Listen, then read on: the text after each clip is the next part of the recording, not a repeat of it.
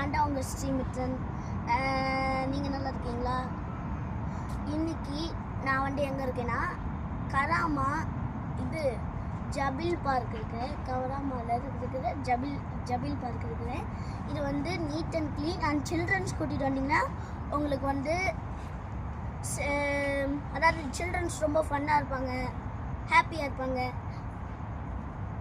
இன்னொன்று நான் ஒரு காட்டணும்னு நினச்சேன். இதுதான் ஃபோட்டோ ஃப்ரேம்.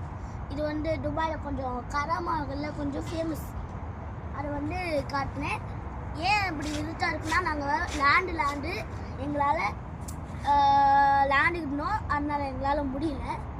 அதனால் லைட்டுனால இந்த மாதிரி இருக்குது. நான் உங்களுக்கு காட்டணும்.